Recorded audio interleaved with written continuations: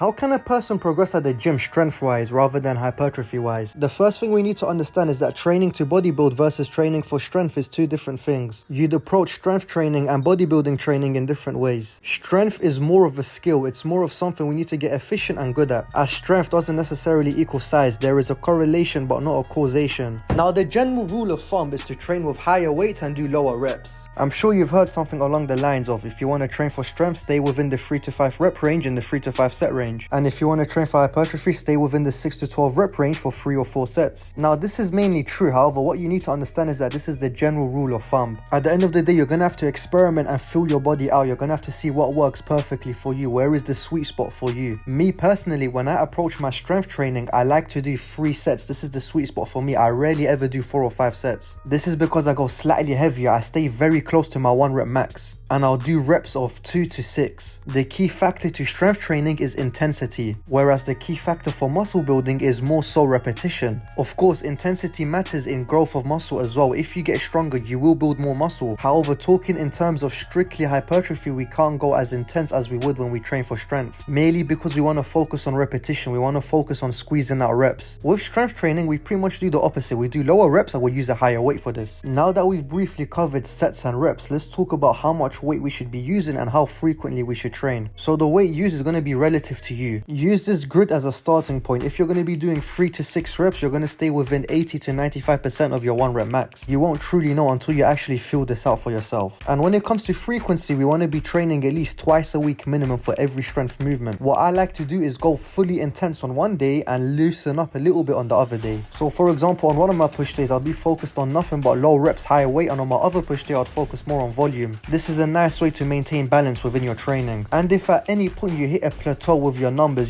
start to stall, or you get stuck at a certain weight, you'd want to consider different training styles. Maybe increase the volume, maybe lower the intensity, maybe increase the intensity, maybe do some more reps, some more sets. Ensure your nutrition and recovery is on point too. It really depends on your personal situation. Let's say your bench press gets stuck at a certain number. What you could do is implement another bench day to your routine. So you'd now be doing 3 days of bench rather than 2 per week. Anyways, that's strength training pretty much briefly explained in this short video. If you want anything in more detail, you have more questions, let me know in the comments.